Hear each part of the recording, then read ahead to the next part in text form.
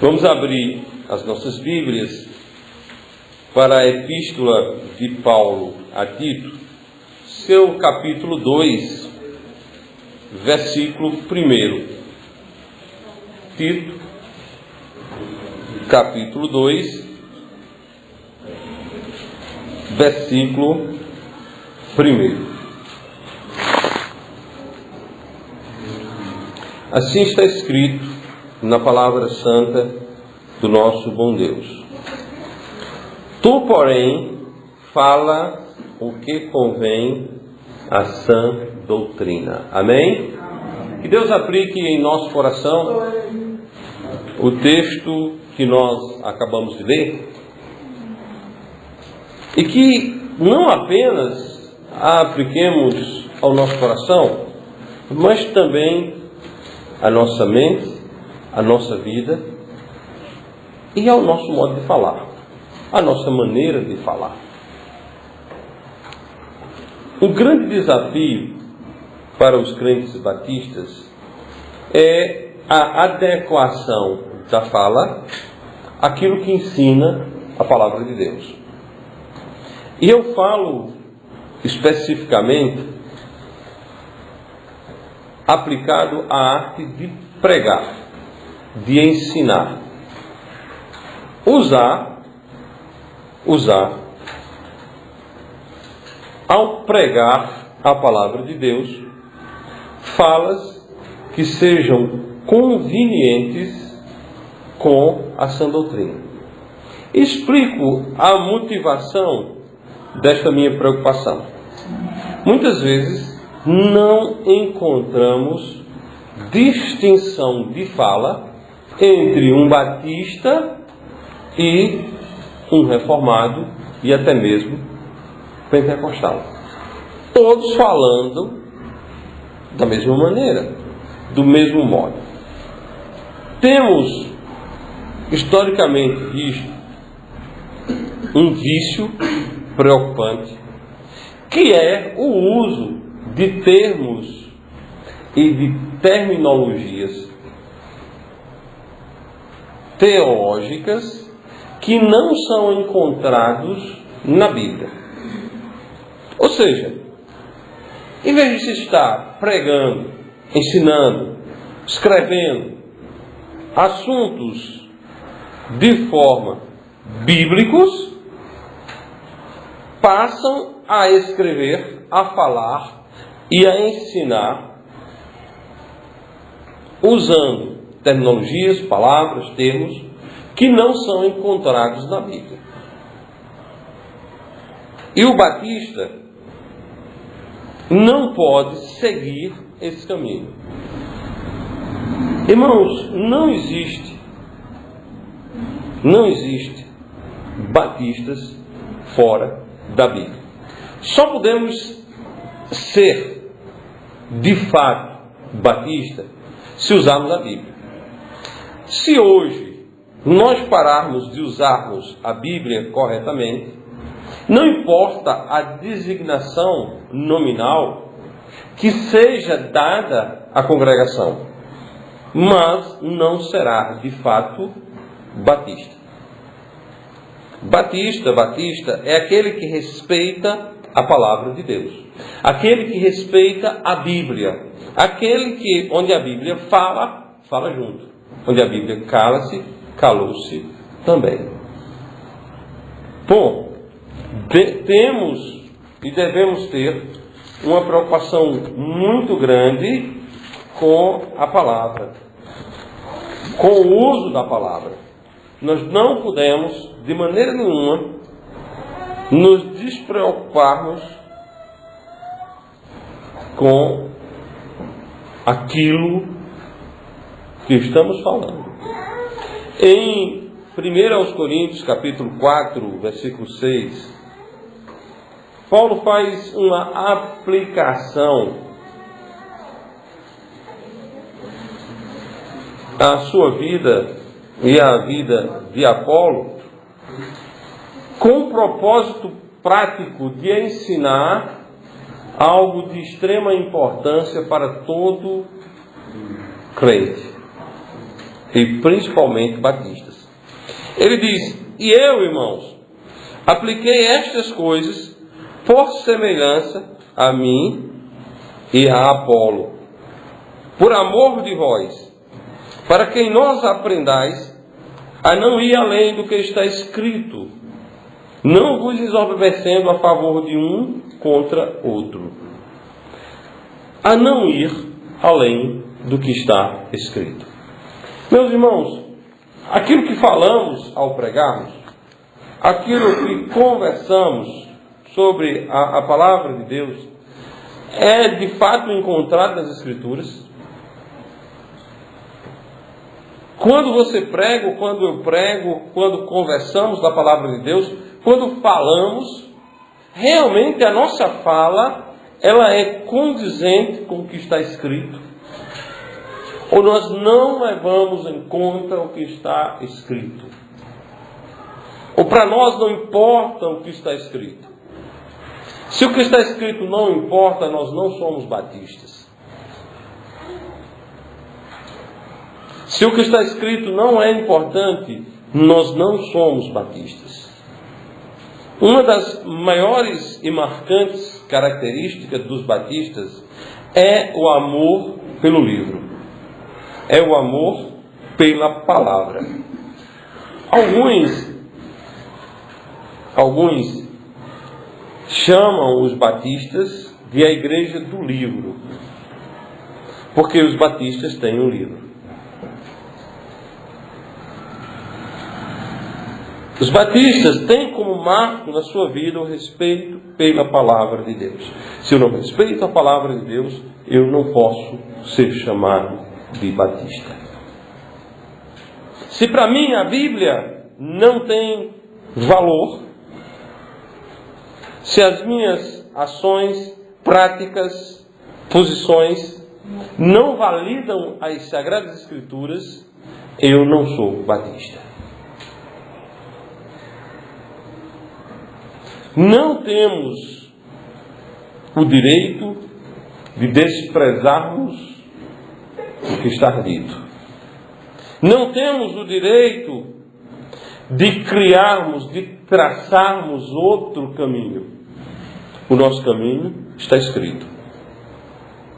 O nosso Mestre, Salvador e Dono, o Senhor Jesus Cristo, Ele, mesmo sendo Deus, Criador de todas as coisas, sendo Ele mesmo o sustentador de tudo aquilo que foi feito, sendo Ele aquele que sem Ele nada foi feito, Ele jamais desprezou as Escrituras.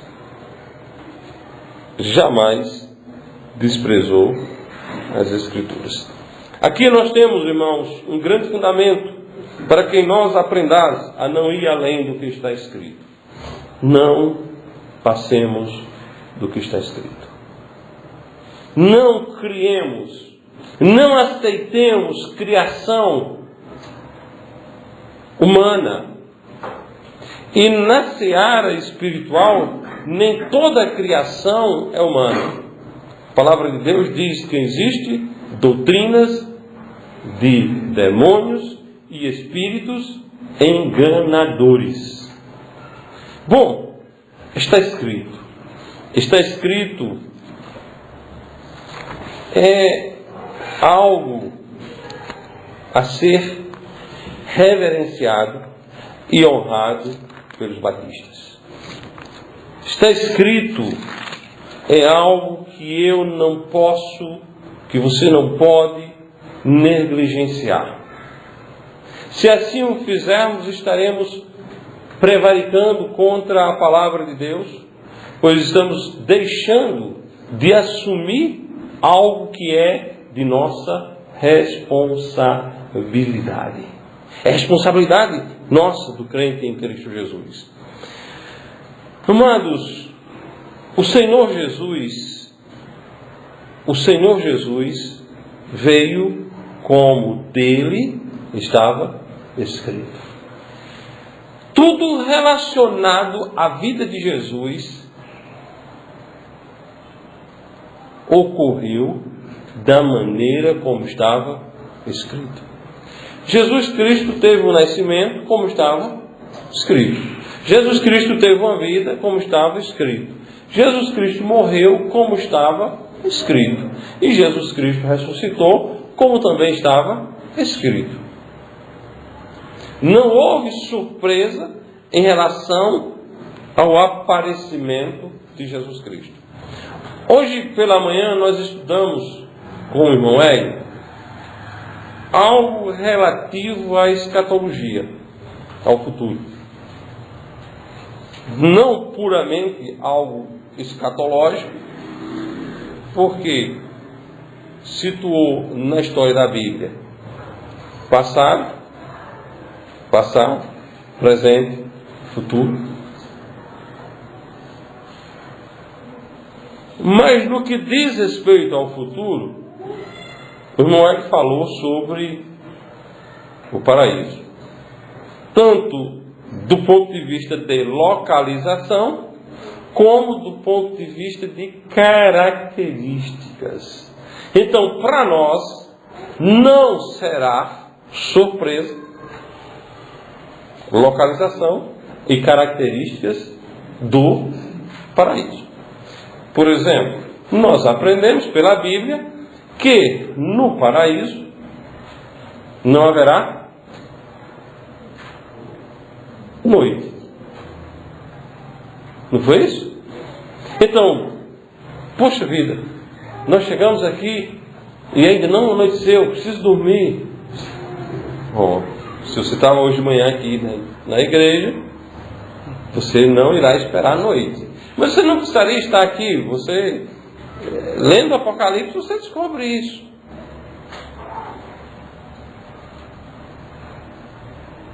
Ou seja, nós temos informações sobre a Nova Jerusalém.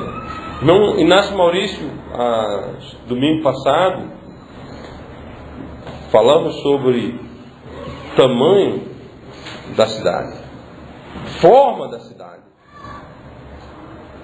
Então não será surpresa quando o irmão chega lá e, poxa, eu estava esperando uma bola, não é uma bola, é um quadrado. É um quadrado. Bom, dessa mesma forma que não é surpresa para nós, não foi surpresa para aqueles crentes contemporâneos ao nascimento de Jesus. As coisas ocorreram como estavam escritas. Bom, então, tudo que envolve Jesus ocorreu como está escrito. Bom, mas Jesus também, ele próprio usou, está escrito. Mateus, capítulo 3, nós temos o batismo de Jesus.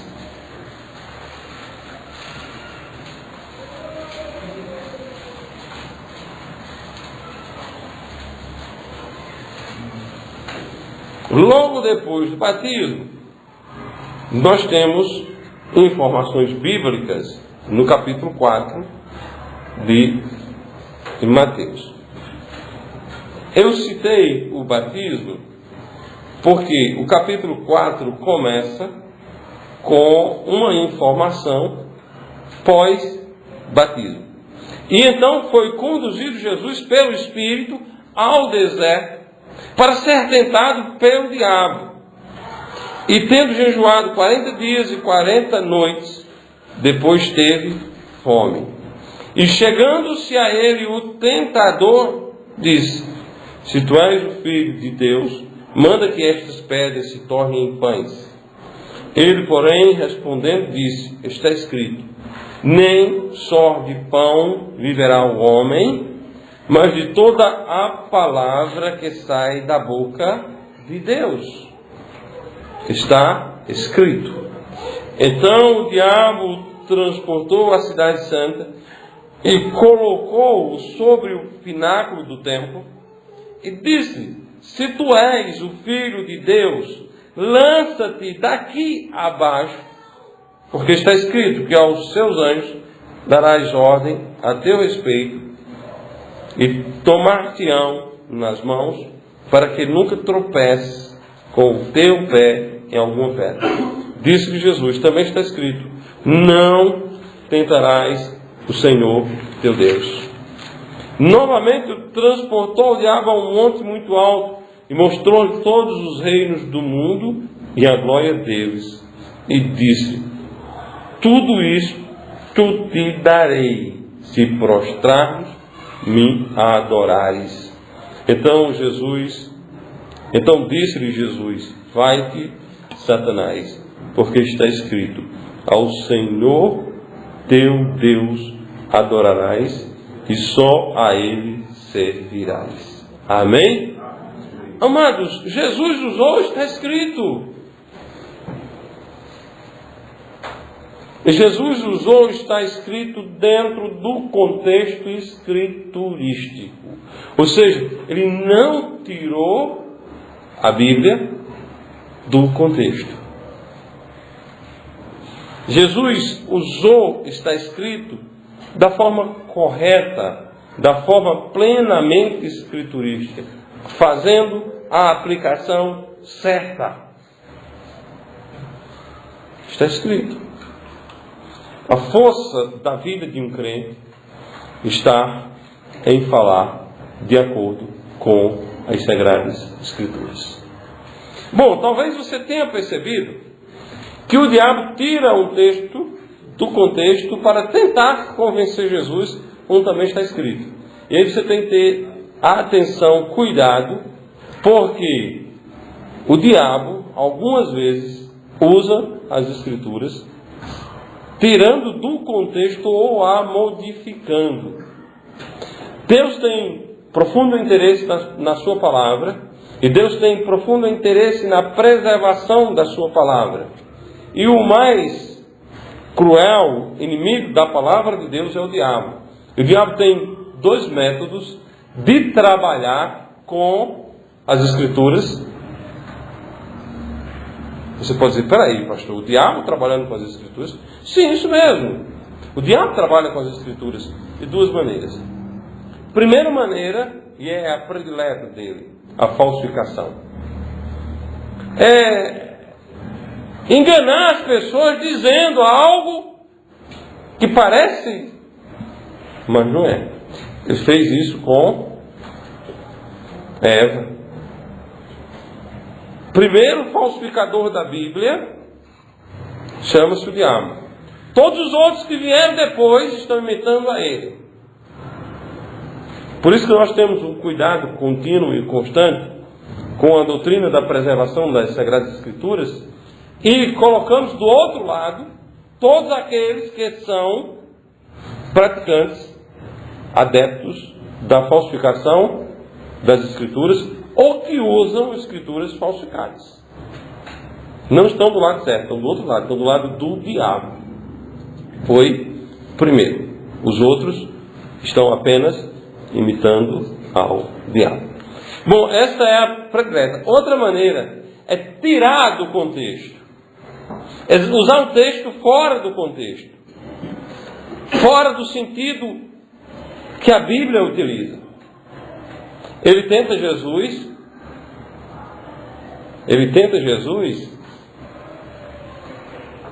com um texto da Bíblia.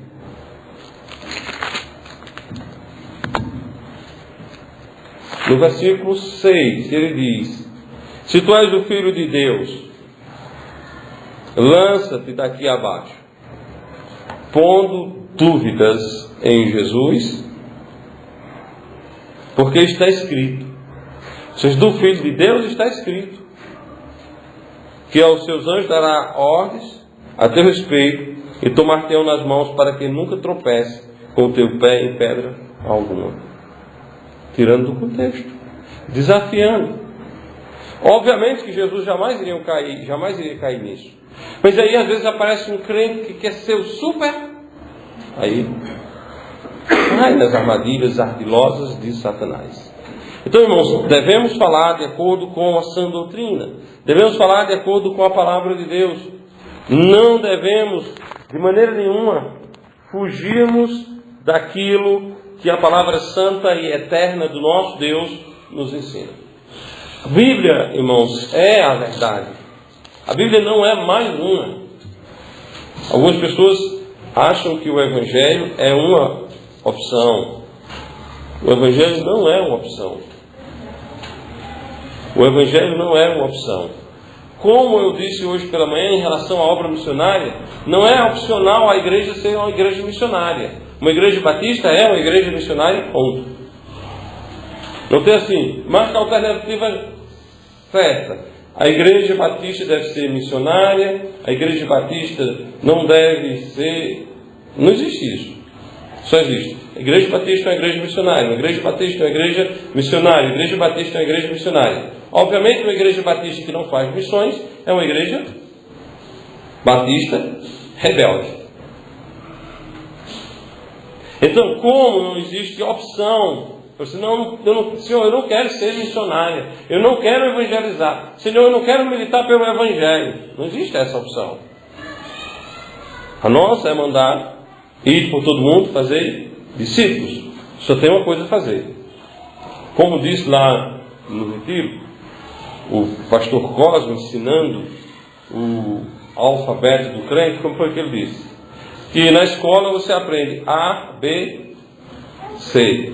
Na igreja é O, B, D, C. Obedecer. Só existe, obedece. Deus diz para sermos igreja missionária, sejamos igreja missionária. Não existe outra opção. Da mesma forma, não existe uma outra verdade fora da Bíblia. Não existe como você, por mais estudioso que seja, por mais aplicado que seja, por mais obediente que seja, criar uma outra verdade fora das Escrituras. Isso é impossível.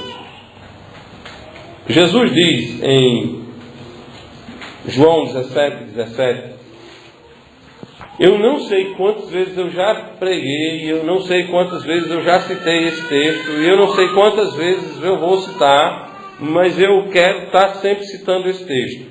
Santifica-os na tua verdade, a tua palavra é a verdade. E eu não tenho vergonha de repeti-los, porque é segurança para vós, é segurança. A Bíblia é a verdade. A Bíblia não é uma verdade. Nós vivemos em um mundo que busca relativizar tudo. Tudo é relativo. Tudo é relativo. Bom, a Bíblia não é relativa. A Bíblia é uma verdade única e eterna. Amém? A Bíblia é uma verdade única e eterna. Nós não estamos em várias frentes, em vários campos, disputando. Não, eu vou ficar com a Bíblia porque a Bíblia é um texto melhor. Não, a Bíblia não é um texto melhor. A Bíblia é a palavra de Deus. Amém? Eu vou ficar com a Bíblia porque a Bíblia tem uma sociedade. Não, a Bíblia é a palavra de Deus. Bom, não negociamos isso. Não negociamos isso. Então, a palavra de Deus, a Bíblia, e é pela Bíblia, com a Bíblia, que devemos falar. Eu não falo de sã doutrina sem falar da Bíblia. Não adianta usarmos um palavreado bonito, um palavreado poético, mas que seja fora da Bíblia. Teve uma coisa que o pastor Jorge Mills disse, bem interessante, quando ele perguntou, e foi até interrompido, mas depois ele repetiu, e então o irmão Beck passou um versículo para ele, sobre a noiva de Cristo, e aí ele disse, esse negócio de igreja noiva é muito bom para fazer hino bonito, mas só serve para isso. Não sei se o irmão Beck lembra disso. Ele tem uma fala fina, né? Ei, pastor, esse negócio de igreja noiva só serve para fazer hino bonito. Realmente tem coisas que servem para poesia. Se você quer ser poético, aí você pega uma palavra que os nossos repentistas nordestinos chamam de mote, não é isso? E aí ele faz. Outro tipo de poeta também usa esse mesmo método. Palavras bonitas para poesia são boas, mas isso, nós não somos poetas, nós somos batistas. Nós não primamos pelo discurso, pela eloquência. Nós primamos pela palavra de Deus. Alguém pode ser grandemente eloquente e não saber pregar coerentemente e verdadeiramente a palavra de Deus. Digamos que, dando só um exemplo rápido, 2 advogados, um de uma eloquência brilhante e um outro extremamente atento às verdades da lei e dos fatos em um processo. E eles estão em uma querela. Aquele que for com os fatos e com a lei, mesmo não sendo eloquente, se o juiz for honesto e sincero, vai por ele. A eloquência, não vamos dizer que é ruim, mas a eloquência sem base não serve absolutamente de nada. Então nós não somos eloquentes, nós somos batistas. Nós não temos preocupação com fraseologias de efeito. Nós queremos a palavra de Deus. Todos os grandes pregadores da Bíblia usaram a Bíblia. Pode ver os escritos de Paulo, ele usa a Bíblia. Usar a Bíblia é a maneira mais segura, é a maneira mais eficaz, é a maneira de segurança sobre segurança. Então Jesus diz: santifica-os na tua verdade, a tua palavra é a verdade. Temos uma verdade eterna e absoluta. Uma verdade eterna e absoluta. Não temos aqui uma conclusão de perspectiva de realidade.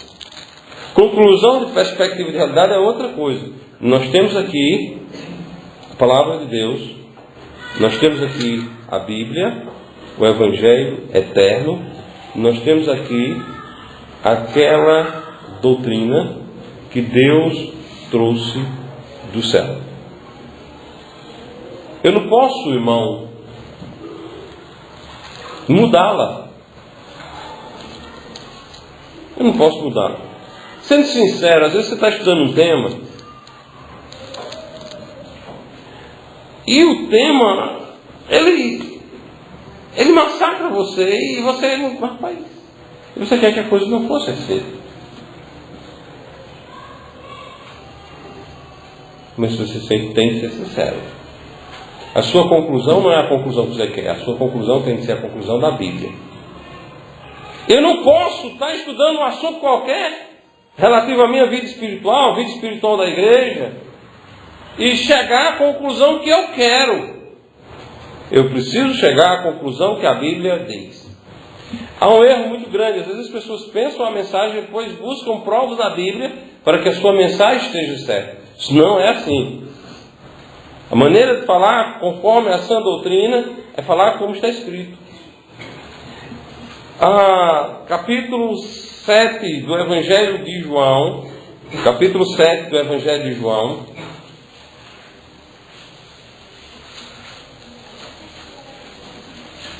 versículo 16.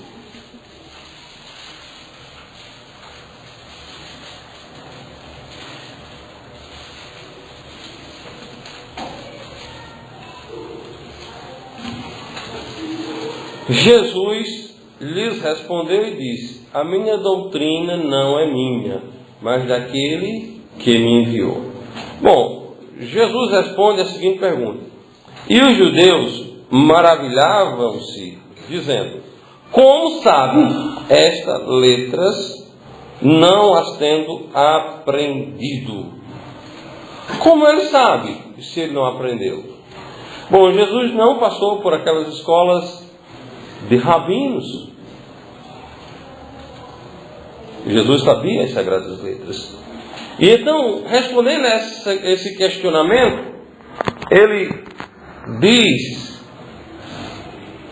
com clareza: a minha doutrina não é minha, mas daquele que me enviou. A minha doutrina não é minha. Irmãos, a Bíblia não é nossa, a Bíblia é de Deus, amém? Eu não posso mudá-la, ela é de Deus. Você está escrevendo uma tese, você está escrevendo um texto, você quer mudá-lo? Você pode mudar, é seu.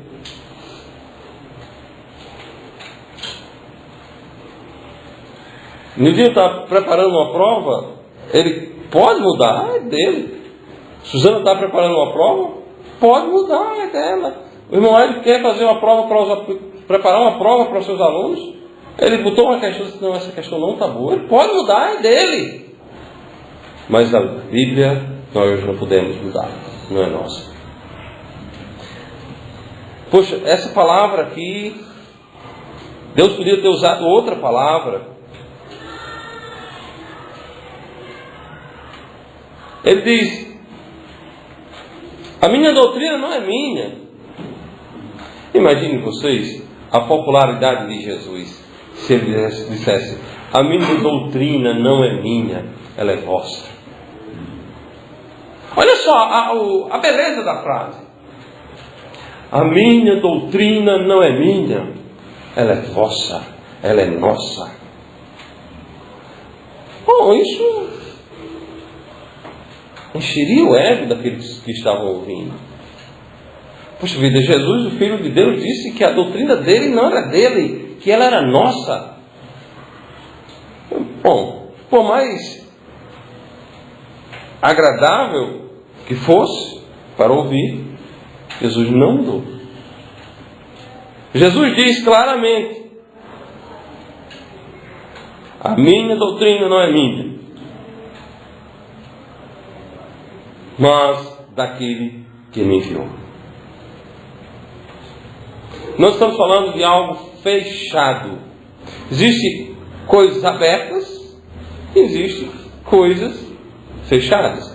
Eu dei exemplo de provas. Existem provas com questões abertas e provas com questões fechadas.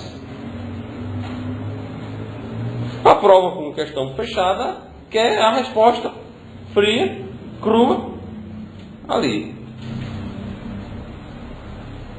Estamos falando de um sistema fechado. A Bíblia não é de qualquer um. A Bíblia é de Deus. A doutrina não é de qualquer um. A doutrina é de Deus. A doutrina é de Deus. A minha doutrina não é minha, mas daquele que me enviou. A doutrina tem praticidade, é algo prático. Nós estamos falando que o crente batista deve falar conforme a sã doutrina. A doutrina é prática. Ela tem utilidade prática. Ela serve para alguma coisa. Para que serve a doutrina? Existe um lema contrário à sã doutrina que diz, a doutrina serve para separar. Não, na realidade a doutrina serve para unir. As pessoas dizem, o amor une, a doutrina separa. Eu prefiro dizer, a doutrina une. Não que o amor separe, mas a doutrina une. A doutrina une até casais, viu? A doutrina une. Bom, vejamos o versículo 17, a praticidade da doutrina. Se alguém quiser fazer a vontade dele, pela mesma doutrina conhecerá se ela é de Deus ou se eu falo de mim mesmo. Pela doutrina do Novo Testamento, você sabe se ela é de Deus ou se Jesus falava coisas, devaneios. A doutrina, irmãos, ela é o selo, é o indicativo de que é de Deus. Não conheceremos ninguém fora da doutrina. Se alguém vem ter convosco e não traz essa doutrina, não o recebais em casa, nem tampouco o saudeis. A palavra de Deus fala-nos maravilhosamente bem da doutrina.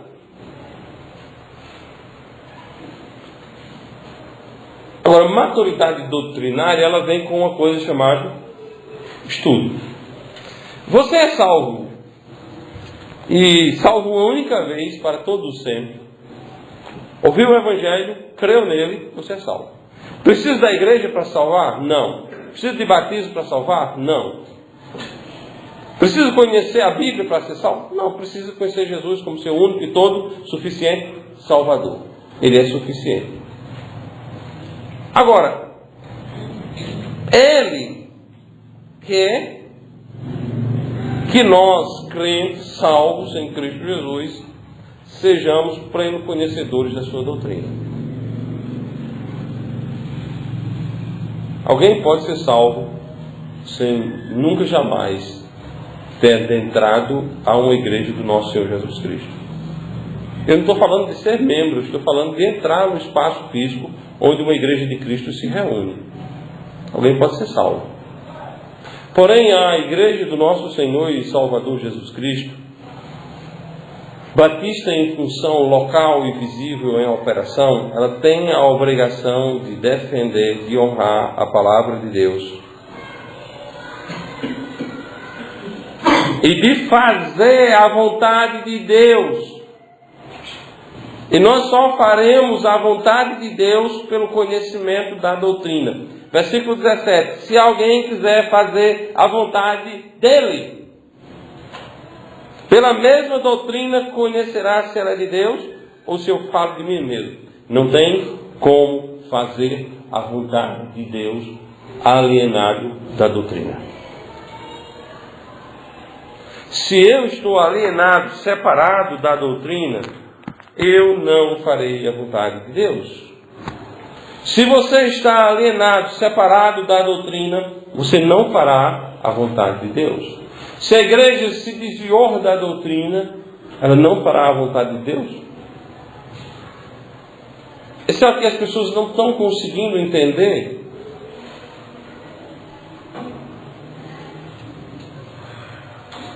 Nós não estamos aqui para nos divertirmos. Nós não estamos aqui para nos agradarmos. É verdade que não precisa desagradar ninguém. Nós não precisamos ofender ninguém, pelo contrário.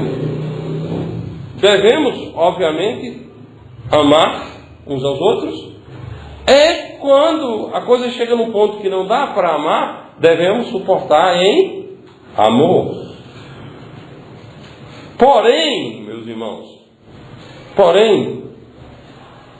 devemos sim honrar a doutrina, honrar a sã doutrina, honrarmos a doutrina santa e eterna do nosso bom e eterno Salvador, porque é por causa dela que nós somos salvos. É por causa da doutrina que nós somos salvos. É por causa dessa doutrina que Deus do céu nos trouxe, que nós conhecemos o Filho de Deus. O texto que o nosso irmão Beck leu, fala-nos de que não devemos ser meninos. Versículo 14 de Efésios 4. Para que não sejamos mais meninos inconstantes, levados em roda por todo o vento de doutrina, pelo engano dos homens que com astúcia enganam fraudulosamente. Não devemos, em hipótese alguma, seguirmos vento de doutrina. Tu, porém, fala o que convém a essa doutrina. Conheça essa doutrina. Conheça a sã doutrina. Conheça a doutrina sadia. Conheça a doutrina saudável. Conheça a doutrina da Bíblia. Leia. Estude. Aprenda. Aplique. Pregue. Ensine. Está na Bíblia. Nós não precisamos inventar nada, irmãos. Eu, numa infantilidade, fui convidado para fazer uma conferência e me deram um título muito interessante, muito utilizado na época, que era a Igreja do século XXI. ou a igreja e a sua contemporaneidade. Bonito, né? E eu parei e pensei e olhava, e eu, do alto de toda a minha pequenez, ficava pensando, rapaz, eu não sei pregar esse negócio assim. E estudava e pesquisava.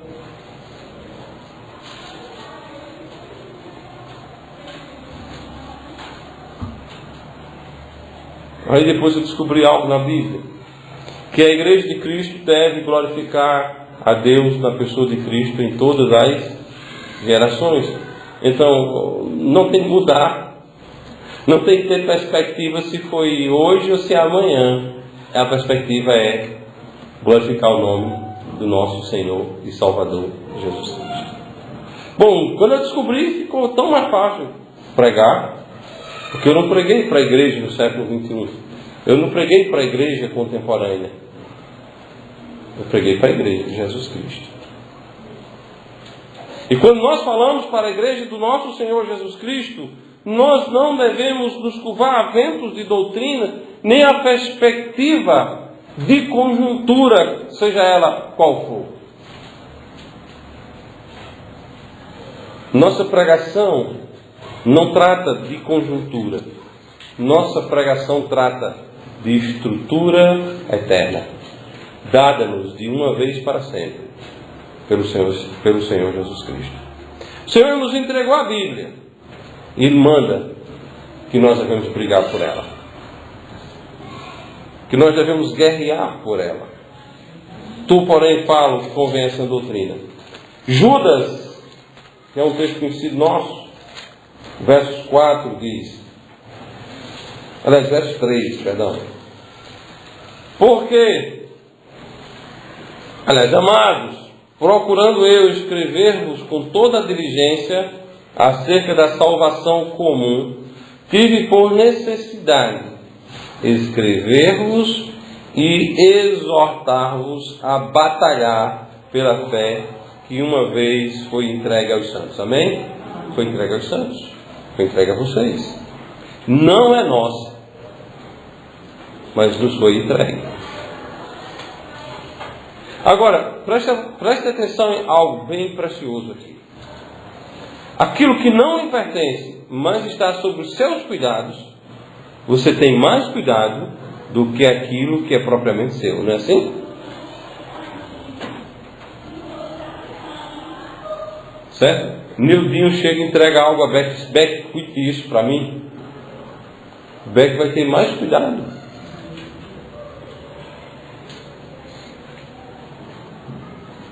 Aquilo que pertence aos outros, que está sob o nosso cuidado, nós temos dobrada carga de cuidado e responsabilidade. A doutrina não é minha, mas daquele que me enviou. Essa doutrina foi entregue à igreja do nosso Senhor e Salvador Jesus Cristo. E a igreja do nosso Senhor e Salvador Jesus Cristo deve sim ter muito cuidado. Ter muito cuidado em defendê-la. A palavra de Deus diz a batalhar. Batalhar. A guerrear por ela. Judas queria escrever algo sobre salvação, mas ele entendeu que seria mais necessário escrever e fazer uma exortação àqueles crentes que eles batalhassem. Batalhar é guerrear. Alguém que vai para a batalha é o soldado que sai de casa para a guerra. Batalhar pela fé que uma vez foi entregue aos santos. Assim sendo, meus amados irmãos, devemos falar o que convém a essa doutrina. Devemos amar o que convém a essa doutrina. Devemos aplicar em nossas vidas aquilo que é conveniente com a sã doutrina. Rogamos a Deus que nos abençoe, enquanto indivíduos, cada um de nós, que possamos assim proceder. Como também rogamos que nós, enquanto igreja do nosso Senhor e Salvador Jesus Cristo, possamos, de forma unânime, como um só homem, uma das mais belas expressões que nós temos no Velho Testamento, que fala-nos do deslocamento do exército de Israel, que caminhava como um só homem. Que todos nós, todos os membros, todos os crentes desta igreja, possamos, como um só homem, caminhar com a sã doutrina. Todos nós, com a mesma linguagem, todos nós, com a mesma fala, falando como convém a sã doutrina. Amém e amém.